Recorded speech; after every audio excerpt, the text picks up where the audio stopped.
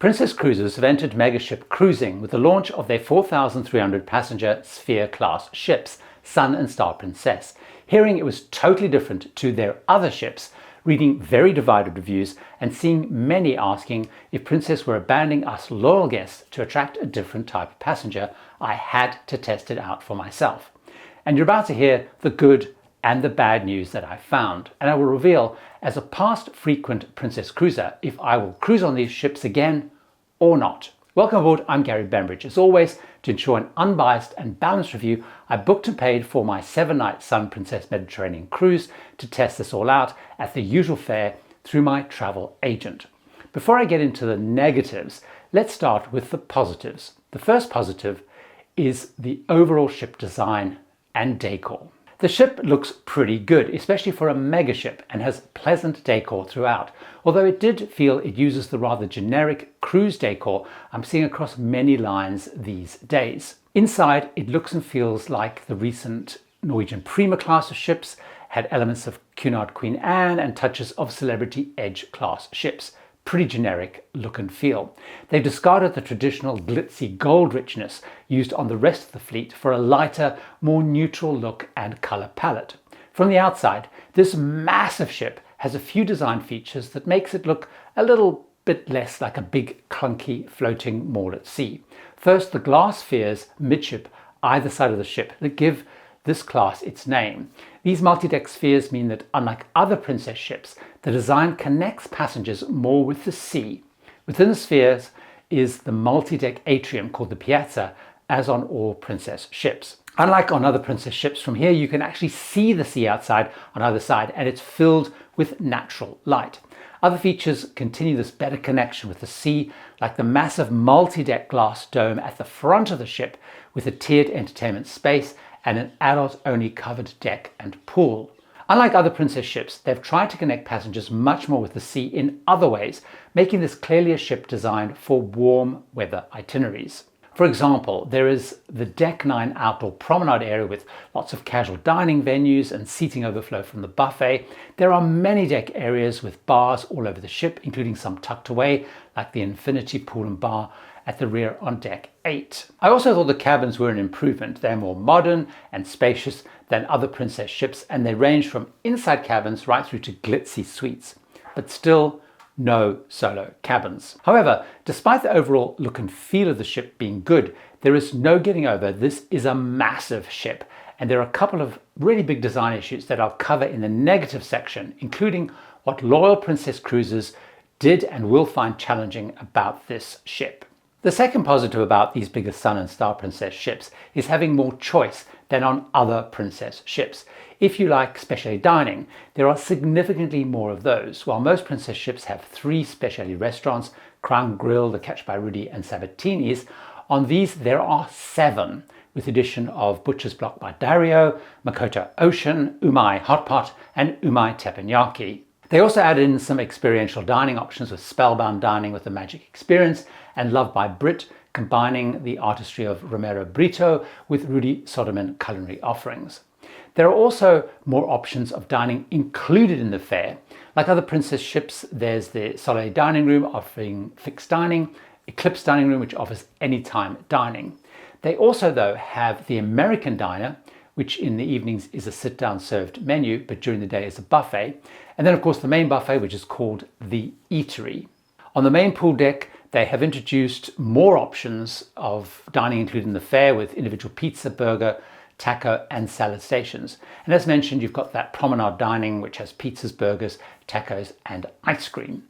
There are then 2 casual dining venues which have charges unless you have the Princess Plus or Premier packages. Alfredo's, the fantastic signature pizzeria, and the new to Princess O'Malley's Irish pub with pub grub.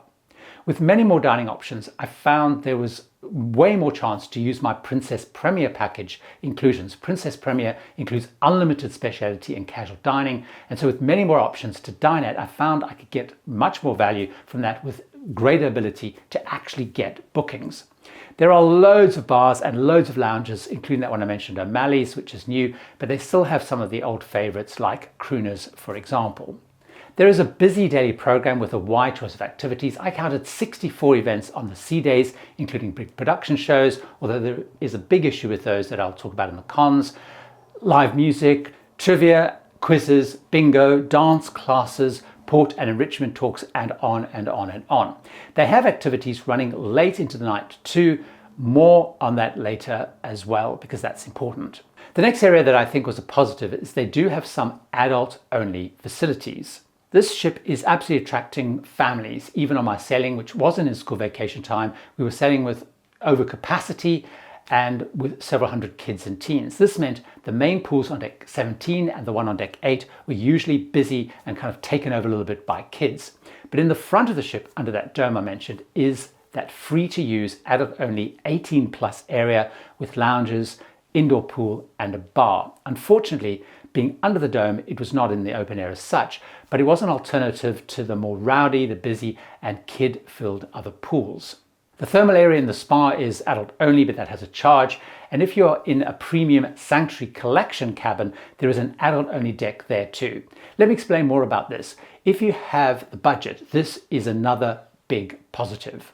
The Sanctuary Collection is Princess Cruises' attempt to compete with the premium ship within a ship offer on lines like Celebrities Retreat, Norwegian's Haven, Cunard's Grills and MSC's Yacht Club. If you book one of the Sanctuary Collection suites, mini suites or premium balcony cabins, you get access to the exclusive Sanctuary restaurant, the Sanctuary Club pool deck, only for 16 and over, premier package, and if in a suite, you then get access to the 2-level signature suite lounge. Now, all these Sanctuary Collection venues are well done. They feel upmarket and offer a calmer escape from the busyness, the bustle, and the noise of this rather large ship. Now, I actually dive more into the pros and the cons of the Sanctuary Collection in more detail in a dedicated video. The next positive will depend on your point of view, but I do think with these ships, Princess is making the line more appealing and more suitable to families, multi-generational and younger cruisers than they usually do. The Decor, wider choices, more casual dining options, more family-friendly program, including film choices shown at the pool video screen, large kids clubs and programs, the number of cabins enabling up to 4 guests to share, later night events, higher energy, boisterous events around the piazza, many fitness classes. Everything about this ship talks better to younger cruisers and families than other ships in the fleet. I did find the younger cruisers I spoke to and those with families were very positive about the ship, the venues and the program. However, I'll come to what regular Princess cruisers thought shortly. But first, one more positive linked to this point. Again, a pro or con based on your point of view, but one appealing to younger and families is I saw a much more relaxed dress code, or at least practice, than on other Princess ships. It was pretty relaxed, with shorts being worn in the dining room, with no issue even on formal nights, for example. As I've started on the positives that for some are negatives, let me now talk about what I do see are the negatives or the cons about these new ships, especially as a past frequent Princess cruiser. The biggest con for loyal Princess cruises is this ship does not feel like a Princess ship. In some ways, it was almost like being on a ship that had been chartered by Princess. Why? Neither the look nor the layout follow the usual predictable and set way on other Princess ships. In fact, even the captain at his welcome reception party spoke about how regular Princess cruisers would find it unfamiliar, a little bit confusing, and unlike anything they were used to if they'd been on other ships. So let me explain a little bit more about that. Princess ships usually follow a set layout, which has the piazza or the atrium as the hub, with the main venues clustered around it, usually in the same place on every single ship, and others are always in certain decks or in certain places on the ship, not on here. While most of the expected classic Princess venues, with the main exceptions being the Vista Lounge and Wines Bar that aren't on here, these venues are not in their usual places on a Princess ship. Here are some much commented on examples. The 24-hour International Cafe is usually in the atrium on the lowest deck, not on Sun and Star Princess, it's up on deck 9, which is the top deck of the piazza. The buffet, called the Eatery instead of the usual World Marketplace, is not up on the pool deck as usual, but it's on deck 9 behind the International Cafe. Now I can see what they've actually done on the ship, because what they've done is make deck 9 a hub for casual dining. The American Diner is behind the Eatery. The Promenade outdoor dining venue is here. as so is Alfredo's Pizzeria. So all kind of informal dining in one space. The fitness center is right up on deck 18, along with the hairdressers and the salon, but the spa is about 10 decks down on deck 5 and deck 6. Guest services are hidden away on deck 6 and not very easy to find. It's not just off the piazza as usual. Many venues are spread out all over the ship, meaning they're not where people used to other Princess ships expect them to be. Also, I and many others found the layout a little bit confusing at times, with kind of dead ends, having to sometimes go up or down a deck to then get to a venue. So some of the flow didn't quite work. I do have to comment on the piazza, as this does not work nor as popular with regular Princess cruises that I spoke to. It's become more of an entertainment venue, and something is going on there most of the day and the evening, including music, dance, fitness classes, variety acts, DJs, game shows like Deal or No Deal, and so on. It has seating around on most of the decks for people to then participate and watch. It is as a result noisy and busy. It's not as calm a space to sit as the usual Princess piazzas. There are a couple of restaurants around there that are open to this noise, like Alfredo's and Makoto Ocean, which I found a bit like eating in a busy mall with music banging away. Linked to that is the next and surprising negative of the ship design, which is many venues are actually too small for the numbers on the ship, or the layout has not been designed to cater for how many passengers want to use them. I mentioned the eatery, the buffet, earlier. It's too small and can be hard to find a table. It gets very cramped and overly busy due to the layout. The crew serve almost all their items, and this seems to be leading to even more lines at all of the stations. They've introduced a grab-and-go section where they have pre-packaged sandwiches, salads, desserts. So this is a nice touch and also quick and easy to get in and out of there. But behind the eatery, you then have the American diner. This takes up a lot of space, but is always rather empty and underused, so the space allocation just doesn't quite work.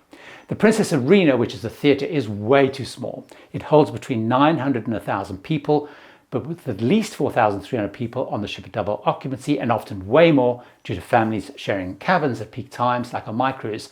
And because they only do 2 shows a night, it's really challenging to get a seat on the shows unless you've got Premier package where you get reserved seating. I have friends who've been on some Princess who never got to see a show, while others only saw them by going an hour before the show started. Now, the dome in the front was designed to host events, acrobatic shows, and again, it's too small. It only holds around 250 people. It's already being sidelined and hardly used. On my cruise, they just had some yoga classes in there and the loyalty club reception. The fitness center is ridiculously small, especially for the younger and more active crowd they seem to be trying to attract. On sea days, I had to go there multiple times before I could actually get any equipment to use. So that's a really big issue. Princess Live is also too small. This is where they host trivia, comedy shows, bingo, karaoke, and so on. Often it would be completely jam-packed, standing room only. And as I mentioned, it is a noisy ship with all the activities going on, not only in the piazza, but on the main pool deck. It's always showing movies and concerts. There might be DJs there, parties and so on. It's just kind of really busy all around the place.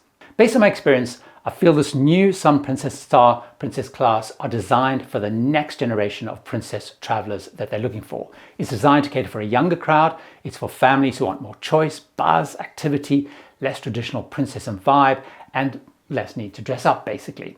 I feel it's targeted at a crowd that are less bothered about enrichment, but also don't expect or need rock climbing walls, roller coasters, wave riders that you get on, say, Royal Caribbean. They still want a resort experience, but they just want swimming pools, dining, lots going on, family-friendly entertainment. These ships are designed for warm weather routes, and they absolutely will fill the needs of people looking for that. I was struck that when I spoke to younger travelers, 30s to late 40s, people with kids, they love the ship, they love the program. But more traditional princess travelers were definitely less keen. They found it too big, they found it too noisy. It was alien to what they were used to and expected from Princess. I feel Princess is following what Celebrity did when launching the Edge class ships, to talk to a different traveler while still offering their more classic, familiar older ships. So in Celebrity's case, Solstice, Millennium. In Princess, they have Royal and so on. These experiences are for existing cruisers. Personally, it's not a ship I would hurry back to. It's too big, and the pool for families and multi-generational travel is personally not for me, but I can absolutely see who this is for and who would like it. So if you are interested in these new Princess ships and going in the Sanctuary collection interests you, join me over in this video where I dive into the good and bad about that. See you over there.